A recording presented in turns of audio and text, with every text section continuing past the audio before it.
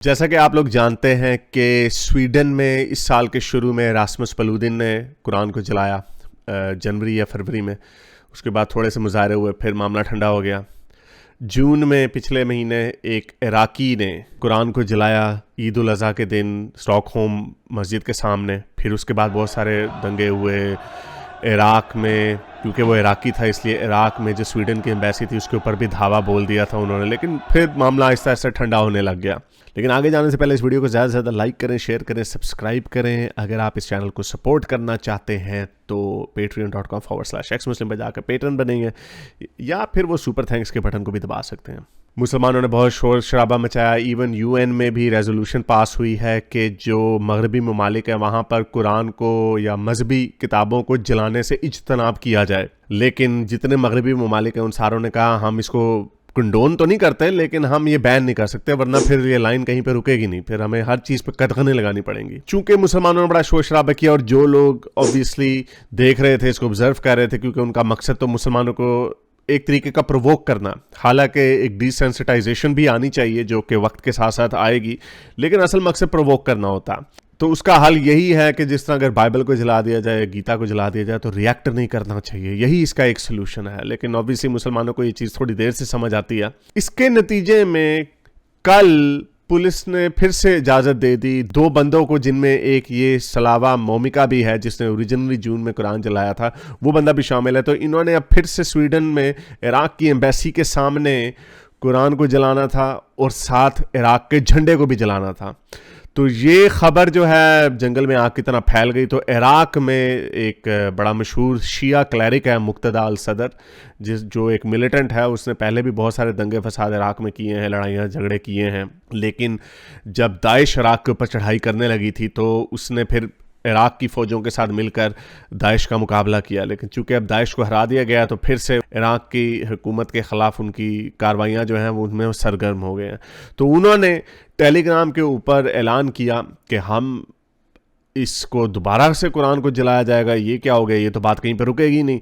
तो उन्होंने लोगों को इकट्ठा किया कि स्वीडन की एम्बेसी के सामने इकट्ठे हो जाओ। तो अभी खबरें आ रही हैं कि स्वीडन की एम्बेसी के ऊपर मोमिनों ने फिर से धावा बोल दिया और उसको आग लगा दिया। लेकिन खैर पूरी बिल्डिंग को आग नहीं लगाई, धुआं उठता हुआ दिखाई दिया है। कुरान शरीफ को उठाया हुआ था मोमिनों ने। और वियना कन्वेंशन की, जो कि डिप्लोमेट्स की सिक्योरिटी को इंश्योर करने की गारंटी दी जाती है, उसकी खिलाफ वर्जी हुई है। और ऑब्वियसली मोमिनों को क्या पता है वियना कन्वेंशन क्या होता है, पीसफुल प्रोटेस्ट क्या होता है। ये तो एक ही ज़बान जानते हैं कि बस दंगे फसाद करो और चीख चबाड़ करो, और जितना शोर मचाएंगे तो जी उससे दुनिया उनके आगे घुटने टेक देगी। तो ऐसा तो नहीं होगा। ये तो मैं बड़े अरसे से आपको कहता चला आ रहा हूँ कि इनके रोने धोने से कोई फ़र्क नहीं पड़ना, दुनिया इस तरह नहीं आगे जाती। ठीक है, आप अपना प्रेशर डालें, आप डिप्लोमेटिक प्रेशर डालें, आप पीसफुल तरीके से प्रेशर डालें, आप उनकी प्रोडक्ट्स को अगर आपने बॉयकॉट करना वो भी आप करें, वो भी आपका हक है। लेकिन इस तरह से जंगली बन जाना, और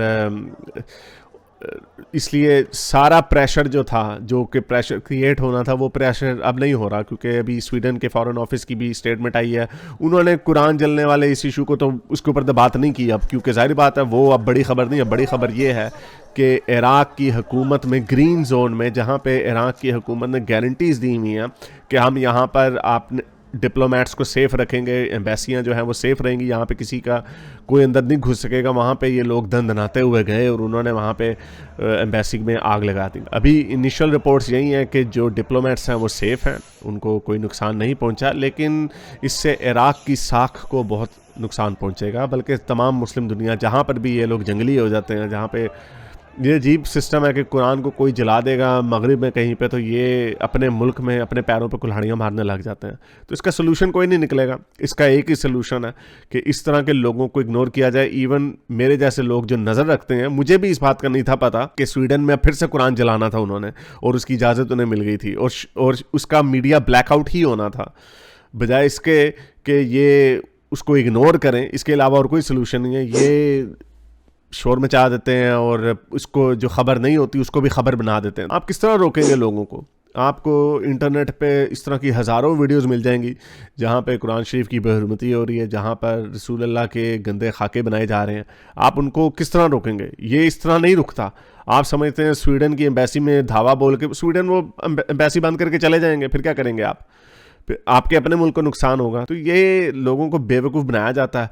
ये मुक्तदा अल सदर जो है उसके पॉलिटिकल एम्बिशंस हैं, इसलिए लोगों को रिलीजन के ऊपर चार्ज करना बड़ा आसान है। आजकल साद रिजवी जो है उसने कोई चूं चढ़ा नहीं की, बस एक हल्का सा बयान दे दिया कि हाँ जी आप स्वीडन के खिलाफ ऐलान जंग कर दें, लेकिन उसने कोई लोग शोक नहीं निकाले। क्यों? क्योंकि इस वक्त पाकिस्तान में उसकी फेवरेबल हुकूमत है। जो जिन लोगों ने उनकी तनाएँ खींची हैं वही उनके माई बाप हैं, इस वक्त वही पावर में है, तो इसलिए उन्होंने को भड़ा नहीं किया।